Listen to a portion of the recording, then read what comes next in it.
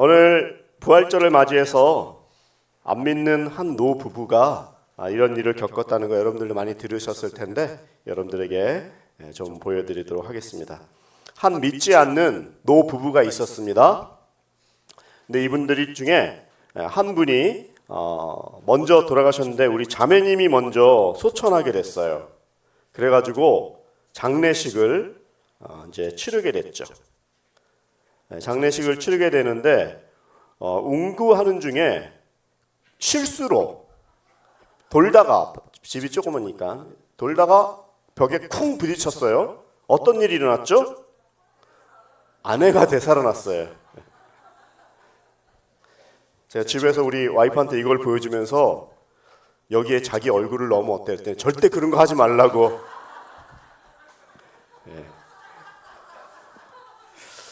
그래가지고 살아났는데, 그래서 이제 몇 년을 살다가 또 시간이 지나고 하다가 이제 우리 자매님이 안 믿으시는 분이지만 이제 먼저 또 다시 소천을 해가지고 이제 또 다시 이렇게 장례식을 하게 됐어요. 똑같은 일이 이제 연출이 되는 거예요. 또 다시 관을 들고 어떻게 했어요? 이제 운구가 또 시작이 되는 거죠. 운구가 시작이 되는데 그 똑같은 벽에서 돌려고 하는데 남편이 갑자기 소리를 지르는 거예요. 뭐라고 했을까요? 벽을 조심하시오, 벽을. 안 믿으시는 분조차도 살아난 것을 경험하면서 이분이 이렇게 안 믿는 분인데도 불구하고 이 부활을 경험한 노부부의 가정 이야기였죠. 여러분, 우리가 교회 다니잖아요. 교회 다니는데 교회 다니면서 우리가 정말 여러 가지 우리가 이제 회복 사역 쪽에 이렇게 한 마음도 있고 또 불쌍한 분들 도와도 드리고 뭐 구제 사역도 하고 또 말씀 사역도 하지만 사실은 이 기독교에서 또 성경 말씀이 제일 많이 강조하는 내용은요, 부활입니다. 인간은 죄로 인해서 죽지만 인간은 반드시 살아납니다. 성경이 약속하셨어요. 부활합니다. 성경이 일관되게 구약부터 신약까지 이야기하는 거예요. 하나님이 계시다면 부활이 있습니다. 세상이 말씀으로 창조되었다면 부활이 있습니다. 십자가의 사건으로 말미암아 BC와 AD, 지금 AD, 서기 2026년이죠. 예수님 오시고 2026년 지났다. 이거는 북한도 쓰는 서력, 그레고리안 달력이라고 하죠. 이거를 그레고리안 캘린더. 이거는 안 믿어, 이렇게 할 수가 없는 거예요. 그런 걸 모르고 안 하겠다고 하면은 그거는 안 되는 거죠. 믿든 안 믿든 예수 그리스도는 실제 하셨던 분이고 역사를 바꿨잖아요. 그냥 가만히 있는데 그냥 서양 달력을 쓰는 게 아니잖아요. 그랬다면 역사를 바꾼 것처럼 성경이 그것을 약속하셨다면 성경의 일관된 주장은 바로 부활이 있다라는 거예요. 우리도 교회 다니지만 회복도 받고 치유도 받고 하지만 제일 중요한 것은 이 부활의 교리를 믿는 것이죠. 십자가와 부활은 한 세트입니다. 동전의 양면과 같죠. 그래가지고 이 십자가와 부활이 한 세트라는 것. 십자가만 알고 가슴만 치고 있는 것이 아니라 십자가가 있기 때문에 부활이 있는 거예요. 그러나 예수님을 3년 동안 따라다니면서 동고동락했던 그 제자들조차도 예수님의 그 십자가까지는 이해하고 예수님께서 돌아가셨다라는 그 사실에 이성에 갑자기 낙심 모드로 바뀌게 됩니다. 예수님께서 살아계실 때 그렇게 부활한다, 살아서 다시 너희들보다 갈릴리에서 만나러 갈 테니까 갈릴리에서 만나자, 장소까지도 얘기하셨는데 제자들은요, 믿고 싶은 것만 믿어요. 듣고 싶은 것만 들어요. 십자가까지만 이분들은 기억한 거예요. 그리고 낙담한 제자들이 이제는 아이고 내가 3년 동안 뭐 했노 이러면서 자기 고향으로 돌아가면서 낙심하면서 뭐 먹고 사나, 이제 옛날에 하던 일은 지금 어떻게 됐나, 이런 옛날 생각에 빠져갖고 다시 고향으로 돌아가는 이 본문의 내용의 흐름에 있는 거죠. 그 실망감이 이만저만이 아닙니다. 터벅터벅 그 고향길을 가면서 눈을 뜨고는 있지만 보이지가 않아요. 걱정이 가득했습니다. 뭘 하고 사나? 내가 그동안 따라다녔던 이 3년이라는 시간은 뭔가 마치 내가 뭐에 홀린 것 같기도 하고, 또 예수님이 행하신 그 기적이라는 것은 정말 사실이고 내가 기적을 체험했는데 왜 이렇게 됐지? 이거는 보통 사람이라면 할 수 없는 일이셨는데 예수님이 가짜였나? 뭐지 이건? 부인할 수도 없었습니다. 그 혼란함 가운데 있었습니다. 제자들이 뿔뿔이 흩어지면서 고향으로 돌아갔죠. 엠마오가 고향인 사람들도 있었어요. 제자들도. 그래서 엠마오로 고향으로 가고 있는 길에 그들이 가진 생각은 이건 단순한 귀향길, 돌아가는 그런 길이 아니구나. 소망이 끊긴 사람들의 낙심한 발걸음, 무거운 발걸음이었습니다. 그러나 주님이 그때 나타나시잖아요. 너가 끝났다라고 생각한 그 자리, 낙심한 그 자리, 그 끝에서 다시 영혼이 열리는 사건이 오늘 일어나는 거예요. 여러분, 인간의 포기, 인간의 끝이라고 하는 그 생각에서 하나님이 시작하십니다. 내가 포기가 빠르면 빠를수록 그때 하나님이 역사하심이 강하다는 것을 느껴야 돼요. 근데 너무 낙심하니까 이 제자들처럼 저희들도 낙심 때문에 주님의 그 약속이 보이지 않는 게 있죠. 오늘 본문을 통해서 우리가 세 가지의 교훈을 받아야 되는데요. 첫 번째는 그래서 화면을 보시면 나의 기대가, 한번 읽어보세요. 시작. 나의 기대가 무너졌다고 해서 하나님이 무너진 것은 아닙니다. 낙심했어요. 기대했지만 그게 완전히 제로로 돌아간 것 같은 느낌이에요. 내가 안 되고 포기하고 병이 들고 고난 가운데 있다고 해서 하나님이 무너진 게 아니라는 사실을 알려주시는 거예요. 오늘 본문을 한번 읽어보겠습니다. 4장 21절에서 23절 연달아 3절까지 있는데 한번 읽어보세요. 자, 제가 넘깁니다. 시작. 그러나 우리는 이스라엘을 구속해 주실 분이 바로 그분이라고 바라고 있었습니다. 그뿐 아니라 그런 일이 있은 지 벌써 3일째 됐는데 우리 중 몇몇 여인들이 우리를 놀라게 했습니다. 그들이 아침 일찍 무덤에 갔다가 그분의 시신을 찾지 못하고 돌아와서 천사들의 환상을 보았다고 했습니다. 그리고 그 천사들이 예수께서 살아 계신다고 말했다는 것입니다. 환상을 봤다고 생각하는 거예요. 들었는데 보았는데 실제를 경험했는데 그것을 곧이곧대로 진리로 받아들이는 것이 아니라 계속해서 요즘 뭐 꿈꾸는 중인가? 이렇게 생각하는 거예요. 교회를 다니고 있지만 여전히 교회는 내 생각으로 가득 차서 내가 생각하는 교회론이 다 틀리는 경우가 있을 수 있어요. 좋다 이거예요. 그렇지만 한 가지는 기억해야 되는 거예요. 예수님이 부활하셨다. 내 신앙의 끝, 나의 고난의 이 끝, 내 인생의 끝이 내가 훌륭한 사람으로 살던 좀 훌륭하지 못한 사람으로 살던 때로는 낙심하고 절망하고 내 몸이 병든 고난의 길을 걸었다고 할지라도 하나님이 성경에서 약속하신 나에게 주신 언약은 바로 부활이라는 거예요. 그래서 내가 실패했다고 할지라도 그 실패한 그 자리에 하나님이 계신 것이고 특히 하나님이 무너진 게 아니에요. 내가 못한다고 하나님이 못하는 게 아니에요. 우리 한국 속담에 이런 말 있잖아요. 그거 뭐 이루어지면 내가 내 손에 장을 지진다고. 기적이라는 게 그런 거죠. 보통 일반적인 일로는 일어나지 않는 일인데 이 부활이라는 것도 사실은 특별 계시야 같은 거예요. 특별한 거예요. 어떻게 인간이 죽었다가 살아납니까? 그렇게 따지면 우리는 어떻게 숨을 쉬고 있죠? 우리는 보이지 않는데 어떻게 전파로 핸드폰으로 인터넷으로 하고 통화를 할 수 있습니까? 보이지 않는데. 보이지 않는다고 해서 없는 게 아니에요.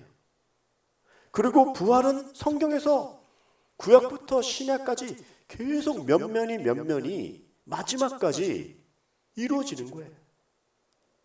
재림이 반드시 있습니다. 종말이 반드시 있습니다. 우리도 여기 계시는 모든 분이 저를 비롯해서 모두가 죽죠. 그런데 자기는 절대 죽지 않는다고 생각하는 경우가 많거든요. 오늘 살아있기 때문에. 그 죽음의 뒤에는 반드시 부활이 있다라는 거예요. 그래서 우리가 낙심하지 않고 하나님이 나에게 주신 약속을 붙들고 가는 거예요. 제자들은 예수님을 믿었지만 자신들이 원하는 방식으로 믿었어요. 마태복음, 마가복음, 누가복음, 요한복음, 또 하나 복음서가 있죠. 내가복음. 자기가 마음대로 생각하는 거예요. 중요한 건 사복음서에 다 약속하셨는데 그거는 놔두고 나의 고난밖에 보이지 않고 나의 상황밖에 들리지 않는 거예요.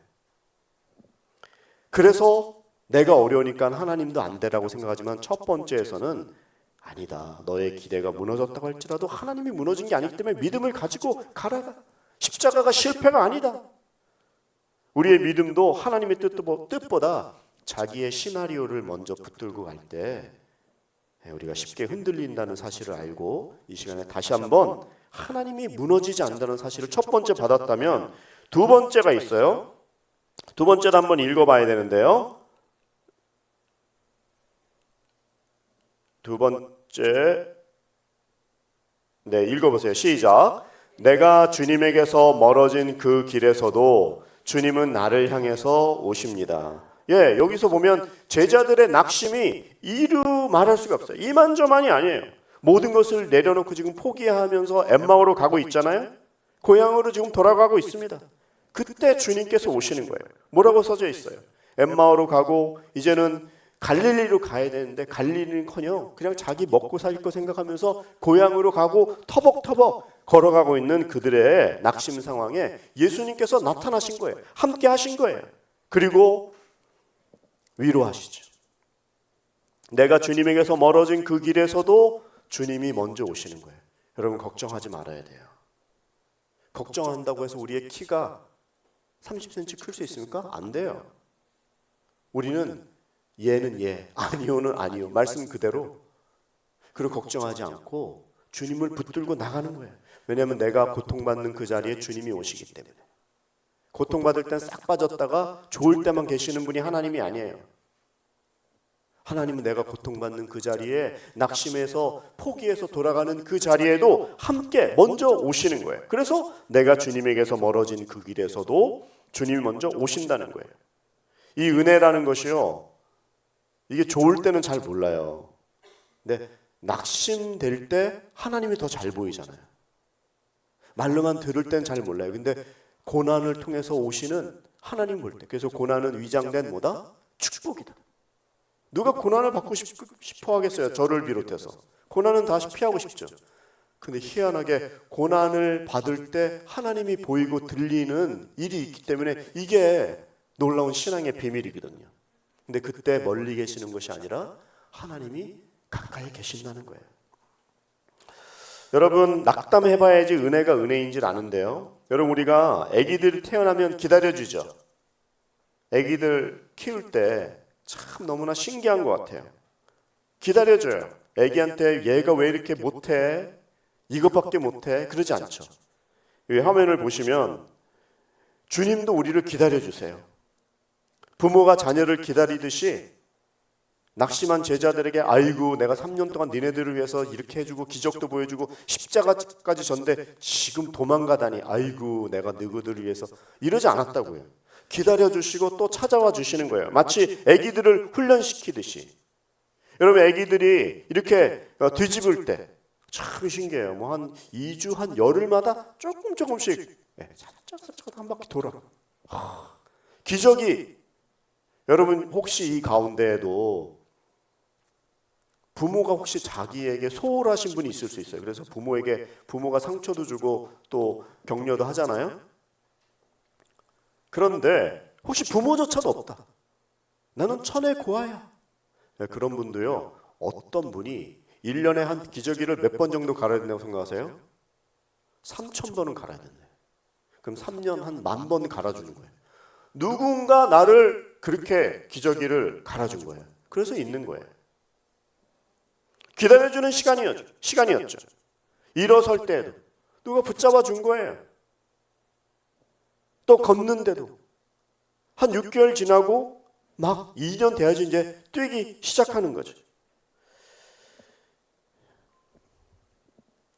하나님께서는 늦어도 서툴러도 포기하지 않는다 말씀하신 거죠. 한번 이 말씀도 읽어보세요. 시작. 성장하기 위해서 반복된 은혜를 주셨습니다. 아기들이 성장하기 위해서 넘어진다고 해서 그것을 실패라고 안 하잖아요. 하나님께서 우리가 지금 실패했다 그래서 또 실수했다 그래서 때로는 죄짓고 도망가는 그 자리에도 요나와 같이 불러서 다시 고래 안에 넣었다가 다시 바깥으로 꺼내는 한이 있어도 하나님의 사랑은 절대 바뀌지 않는 거예요. 그래서 우리한테 부활의 소망을 가지고 세상에 예수 그리스도를 증거하고 나에게 주신 은사를 활용해서 영광 돌리는 삶을 살라고, 힘있게 살라고 소망을 주셨는데 계속해서 도망가고 계속해서 멀리 돌아갈 필요가 없는 거예요. 물론 그럴 때에도 엠마오로 이렇게 내려가는 제자들을 격려한 것처럼 기다려주고 불러준다는 게 오늘 메시지 아니겠습니까? 자, 세 번째 메시지는 어떤 것이 있습니까? 읽어보세요. 시작. 인생이 풀리지 않을 때 먼저 말씀으로 풀려야 합니다. 이게 중요한 게 뭐냐면요, 여기에서 드리고 싶은 말씀이 그냥 위로만 하고 기다려만 주시는 것이 아니라 인생이 풀리지 않는 거예요. 그동안 내가 3년간 뭐냐 이거예요? 힘들었다 이거예요? 그때에 말씀이 해석해 주셔야 돼요. 그렇게 고난을 받았는데 힘들었는데 말씀이 나를 해석하면 눈이 확 떠지거든요. 아, 내가 이래서 이러려고 이렇게 됐구나. 그러면 여태까지의 낙담이 싹 바뀌는 거예요. 말씀을 생각 안 해서 그래요. 아까도 조금 얘기했지만 오늘 본문에도 맨 마지막에 나와요. 너네들 어디로 가라? 갈릴리로 가라. 한번 오늘 본문 읽어볼게요. 24절부터 시작. 그래서 우리 동료 몇 사람이 무덤으로 가 보았더니 그 여인들이 말한 대로 그분을 볼 수 없었다는 것입니다. 25절. 예수께서 그들에게 말씀하셨습니다. 어리석고 예언자들이 말한 모든 것을 마음에 더디게 믿는 사람들이요, 그리스도께서 마땅히 이런 고난을 겪고서 자기 영광에 들어가야 할 것이 아니냐. 마지막. 그리고 예수께서 모세와 모든 예언자들로부터 시작해 성경 전체에서 자기에게 관한 언급된 것을 그들에게 자세히 설명해 주셨습니다. 말씀이 해석이 되니까 이분들이 뜨거워진 거예요. 사실 이런 말씀은요, 옛날부터 해석을 해주셨어요. 근데 듣고 싶은 것, 믿고 싶은 것만 믿었을 뿐이지. 그리고 예수님께서 마지막에 이런 말씀 다음에 어디로 가냐면 내가 너희들보다 먼저 갈릴리에 가 있을 테니까 갈릴리에서 만나자. 이런 일이 있고 십자가 일이 있고 이게 구약에서부터 계속 예언된 일이야. 내가 살아나서 갈릴리에서 기다릴 테니까 만나자. 이렇게 얘기했는데 엠마오로 지금 이 낙담에서 고향으로 가고 있는 거라고요. 드리고 싶은 말씀은 말씀을 기억하면 됐어요. 엠마오로 가면 안 되고 갈릴리로 가야 돼요. 그 말은 말씀을 기억하고 말씀하신 그 말씀을 가지고 해석을 받으면 낙심할 필요 없이 갈릴리로 가서 큰 하나님의 일을 감당할 수 있는데 그런 게 안 들렸다 이 말이죠. 제자들은요, 길이 막힌 게 아니에요. 제자들이 막힌 것은 방향이 막힌 거예요. 우리도 지금 힘이 없는 게 아니에요. 방향을 몰라서 그래요. 사명을 깨닫고 말씀으로 나를 해석시켜 주시면 그때 우리는 변화될 수 있는 것이죠. 우리 한마음 공동체 한 분 한 분들이 지금은 어떻게 보면 약자와 같이 낙심하고 정신이 혼미하고 우리의 연약함을 계속해서 되풀이하는 경우도 많죠. 그렇지만 거기에 하나님의 메시지가 있습니다. 그리고 모든 게 잘 돼갖고 모든 게 진짜 해피한 사람은 기도도 안 하죠. 그런데 약하기 때문에 그 연약함을 붙들고 하나님께 나아가며 아버지 하면서 아버지만을 붙들고 나의 연약함을 고백하고 주님만 의지할 때 하나님은 어떤 분을 더 바라보실까요? 기도 제목조차도 없는 잘 먹고 잘 사시는 분과 연약하지만 그래서 나는 예수님이 해답이고 예수님이 내가 꼭 붙들어야 될 분입니다. 주님 도와주세요. 이 절망으로부터 주님 붙들어 주세요. 할 때 주님이 어디에 보시겠냐고요. 그래서 우리가 지금 가지고 있는 고난은 하나님을 만나는 창문이죠. 하나님을 경험할 수 있는 시간이죠. 근데 단순하게 고난받았으니까 이 고난만이 없어지게 해주세요, 이런 기도가 아니라 하나님의 말씀을 해석하고 말씀으로 응답을 받을 때 내가 새 힘을 얻고 나갈 수 있다는 것이죠. 이분들도 낙담했는데 하나님이 말씀을 해석해 주시니까 예수 그리스도의 그 사명을 받고 나아가지 않습니까? 이래서 말씀 한 줄이 인생의 문제 100줄을 풀어낼 수 있는 거예요. 우리들의 문제는 해결되었습니다. 사실은 그것을 내가 해석하고 내 것으로 가져가고 내가 예수의 능력, 내 능력, 예수의 이름, 내 이름, 예수 권세, 내 권세, 이것을 내가 믿고 나가고 해석받느냐 안 받느냐, 이게 지금 우리가 진정한 부활절 예배를 온전하게 경험할 수 있느냐 없느냐의 상황이 되는 것이죠. 주님은 말씀으로 우리의 문제를 해석하셨습니다. 주님은 말씀으로 우리의 고난을 해석하셨어요. 말씀으로 상처도 회복시키시고 영적인 눈도 열어주셔서 일어서게 해주시는 것이죠. 참 신기해요. 예수님은요, 기적을 베풀어 갖고 사람을 이해시키지 않고 말씀을 주셔서 그분들에게 내적인 확신과 그 놀라운 능력이 생기게 해요. 기적으로는요 안 바뀌어요. 기적은 다음에 또 기적 보여달라고 그래요. 기적을 보면 흥분을 하지 순종을 안 해요. 그래서 말씀을 보고 차분하게 하나님께 나아가는 것이죠. 인생이 안 풀리는 분들이 있다면 이 2026년 다시 한번 우리의 모든 상황에서 정말 말씀에 집중하고 말씀으로 돌아가는 저희들 되기를 축복합니다. 오늘 세 가지의 이야기를 했죠. 첫 번째, 나의 기대가 무너졌다고 해서 하나님이 무너진 것은 아닙니다. 무너지지 맙시다. 부활의 소망으로 삽시다. 두 번째, 내가 주님에게서 멀어진 그 길에서도 주님은 나에게 오세요. 주님은 나에게 떠나는 게 아니라 낙심한 그 자리에 와 계시고 낙심했기 때문에 보이고 들리는 거예요. 주님은 나와 늘 동행하시는 분이요, 주님이 나를 늘 지키시는 분이다. 세 번째는 인생이 풀리지 않을 땐 먼저 말씀이 풀려야 되기 때문에 우리가 할 일은 말씀에 고정하고 말씀에 집중하고 말씀으로 내 인생을 늘 해석하고 그 말씀의 임재 가운데 거하는 것, 이게 우리에게 주시는 말씀이죠. 끝났다고 생각하는 그 길 끝에서 부활하신 주님은 말씀으로 우리의 밤을 새벽으로 바꾸실 줄 믿습니다. 기도드리겠습니다. 하나님 아버지, 저희들 가운데 낙심한 영혼이 있습니까? 오늘 다시 부활 소망으로 하나님의 말씀이 들리고 해석되어져서 주님이 주시는 놀라운 그 사냥꾼의 올무에서 벗어난 새와 같은 자유함을 가지고 창공을 훨훨 날 수 있도록 한 분 한 분들을 도와주시옵소서. 낙담 가운데서 보이는 예수 그리스도의 말씀을 붙들게 도와주시고, 주님께서 오늘 한마음에 속한 모든 성도님들이 다시 한번 그 고난을, 우리의 병을 예수님의 말씀으로 재해석하여 주님이 기뻐하는 바로 나만의 그 인생의 길에 집중할 수 있도록, 그 말씀 듣고 해석되어 나아갈 수 있도록 한 분 한 분을 긍휼히 여겨 주시옵소서. 예수님의 이름으로 기도드리옵나이다.